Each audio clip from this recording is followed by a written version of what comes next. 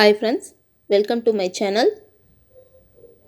மத்திய நிதியமைச்சர் திருமதி நிர்மலா சீதாராமன் அவர்கள் இன்று நாடாளுமன்றத்தில் 2025-26 ஆண்டுக்கான ஒன்றிய பட்ஜெட்டை தாக்கல் செய்தார். அதன் சாராம்சங்களை பார்ப்போம். வருமான வரி உச்சவரம்பு ரூ. 12 லட்சம். 12 லட்சம் வரையிலான வருமானத்திற்கு இனி வரி இல்லை என்று அறிவிப்பு. அனைத்து மாவட்டங்களிலும் புற்றுநோய் சிகிச்சை மையம் உருவாக்கப்படும்.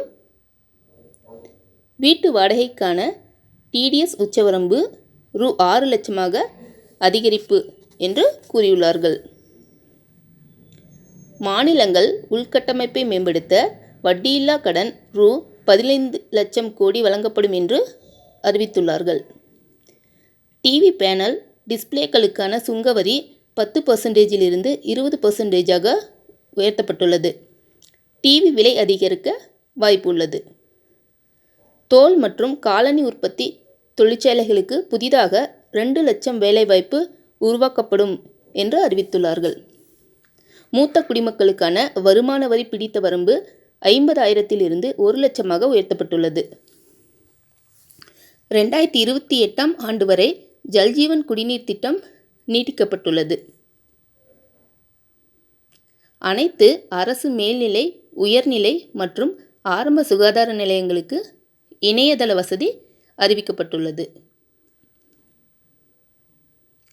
அஞ்சல் துறை மூலம் சரக்கு போக்குவரத்து மேற்கொள்ள நடவடிக்கை எடுப்பதாக அறிவித்துள்ளார்கள். லித்தியம் பேட்டரிகளுக்கான சுங்கவரியிலிருந்து முழுமையாக விலக்கு அறிவிக்கப்பட்டுள்ளது.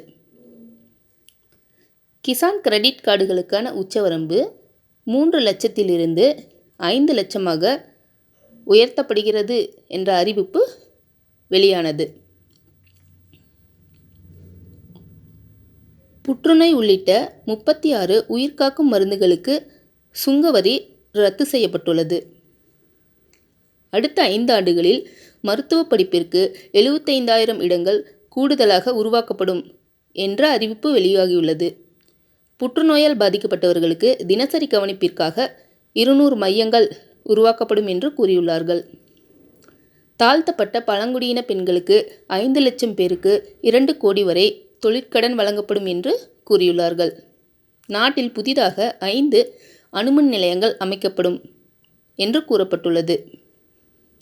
தாமரை விதைகளுக்கான புதிய வாரியம் பீகாரில் அமைக்கப்படும் என்று கூறியுள்ளார்கள். அஸ்ஸாமில் புதிதாக யூரியா உர தொழிற்சாலை 12.7 லட்சம் மெட்ரிக் டன் பரப்பில் அமைக்கப்படுவதாக கூறப்படுகிறது. மக்காச்சோளத்திற்கென தனி வாரியம் அமைக்கப்படும் என்று அறிவிக்கப்பட்டுள்ளது.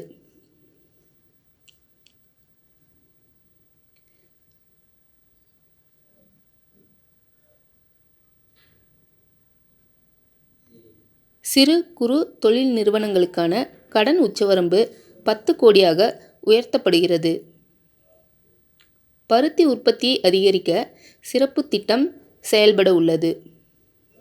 காப்பீடு துறையில் நேரடி அந்நிய முதலீடு வரம்பு 74% 100% அதிகரிப்பு.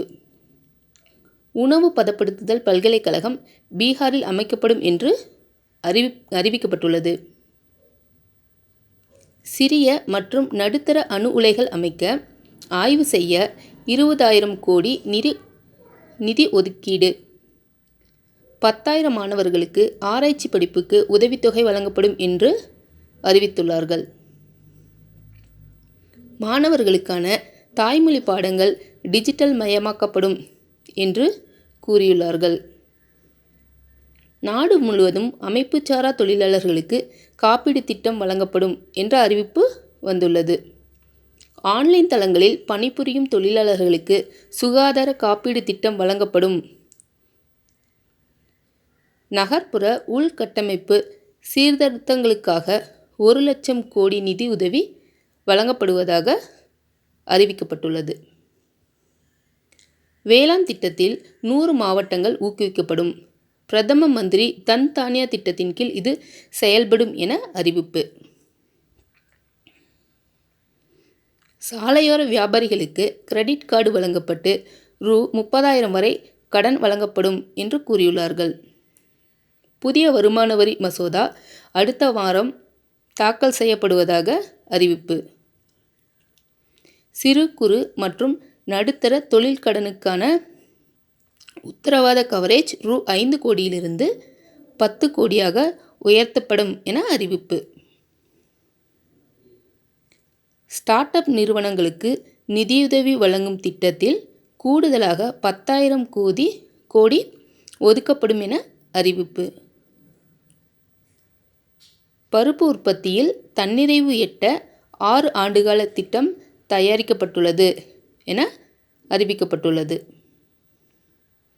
வருமான வரி கணக்கை தாக்கல் செய்ய கால அவகாசமாக 4 ஆண்டுகள் வரை நீட்டிக்கப்படும் என்ற கூறியுள்ளார்கள். குழந்தைகள் மற்றும் இளம் தாய்மார்களுக்கு ஊட்டச்சத்து வழங்கப்படும் என்று அறிவிக்கப்பட்டுள்ளது. தனியார் துறையுடன் இணைந்து மருத்துவ சுற்றுலா மேம்படுத்தப்படும் என்று கூறப்படுகிறது. மத்திய நிதி அமைச்சர் நிர்மலா சீதாராமன் அவர்கள் இவை அனைத்தும் இன்றைய பட்ஜெட்டில் கூறியுள்ளார்கள். இதுபோன்ற